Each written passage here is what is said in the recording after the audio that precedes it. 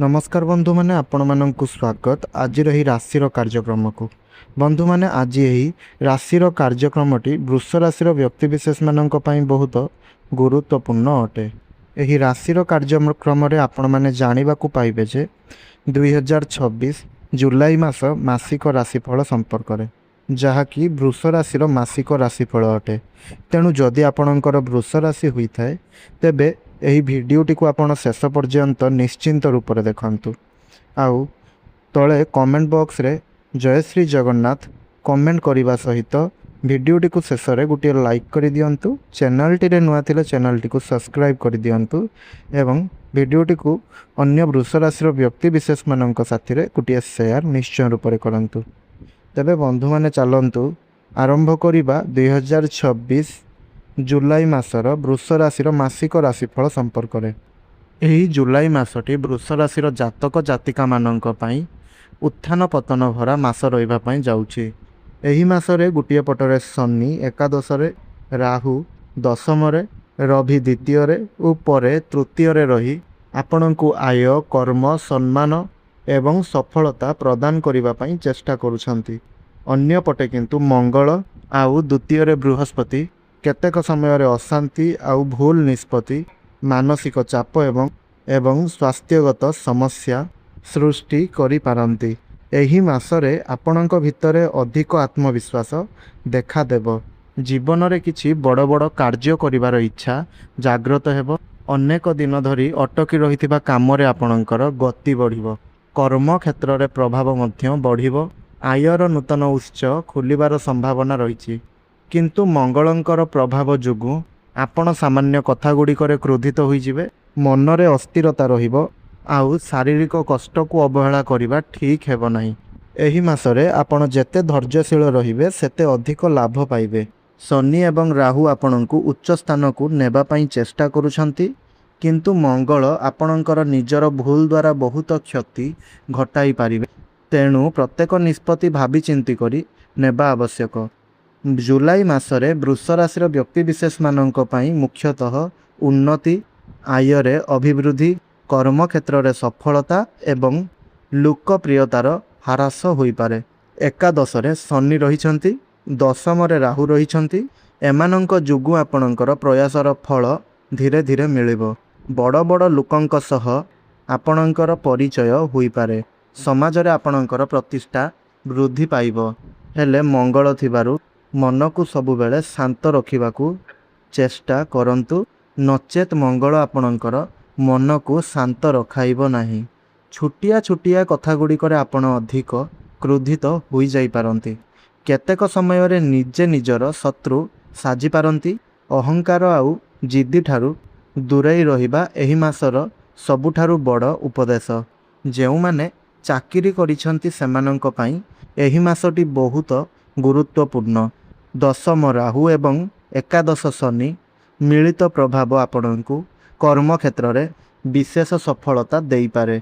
अनेक दिन धरी अपेक्षा करुथुबा पदोन्नति किंबा बदली किंबा नूतन दायित्व जहा हेले भी किछि आपणको मिल जाई पारिबो। आपणकर कार्यरत दक्षता देखि उपरिस्थ अधिकारी माने आपणक उपरे खुशी हेबे। निज काम को नहीं जेउ असंतोष थिला ताहा एबे धीरे धीरे कटिबो। नूतन सुजोग मिलिबो। 17 तारीख पर रवि तृतीय स्थान को जिबा परे कर्म क्षेत्र रे आपणकर साहस आउ प्रभाव बढ़िबो। जेउ काम को नहीं आपण भय करि आसुथले सेही काम रे मध्य आपणको बहुत सफलता मिलिबो। सरकारी चाकिरी प्रशासनिक क्षेत्र राजनीति सामाजिक संगठन क्रीड़ा एवं मार्केटिंग क्षेत्र रे थिबा व्यक्ति माने किछि ना किछि विशेष लाभ पाई पारंती। किंतु मंगलंक जोगु अधिकारी किंबा सहकर्मींक सह जुक्ति तर्क आपण करंतु नाही। रागरे कौनसी भी निष्पत्ति नेले परे आपणको अनुताप करिबा पई पड़ी पारे। जेउ माने व्यवसाय करूछंती सेही व्यवसायी मानंक पई एही मासटी उत्तम रहिबो। एकादश रे शनि स्पष्ट भावरे धन लाभर संकेत प्रदान करुछंती। दीर्घ दिन धरी करा जाइथिबा परिश्रमर फल एही मासरे आपणको मिली पारे। व्यवसाय रे नूतन नूतन ग्राहक मिलिबे।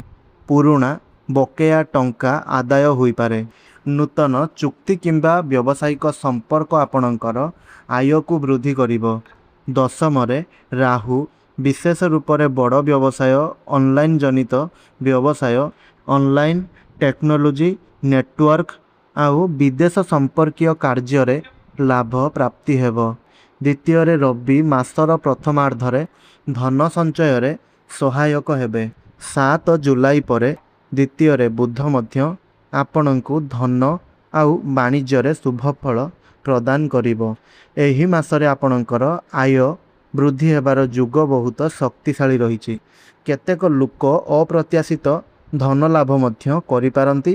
ପରିବାର, ଘରୋଇ ଜୀବନ ଏବଂ ପାରିବାରିକ କ୍ଷେତ୍ରରେ ଏହି ମାସଟି ମିଶ୍ରିତ ରହିବ। ଚତୁର୍ଥରେ କେତୁ ଥାଇ ଘରୋଇ କଳିକୁ କିଛି ମାତ୍ରାରେ ବୃଦ୍ଧି କରାଇବ। ଶାନ୍ତିକୁ କିଛି ମାତ୍ରାରେ ପ୍ରଭାବିତ ମଧ୍ୟ କରାଇବ। ପରିବାରରେ କୌଣସି ଛୋଟ ଛୋଟ ଭୁଲ ବୁଝାମଣା ଦେଖା ଦେଇପାରେ।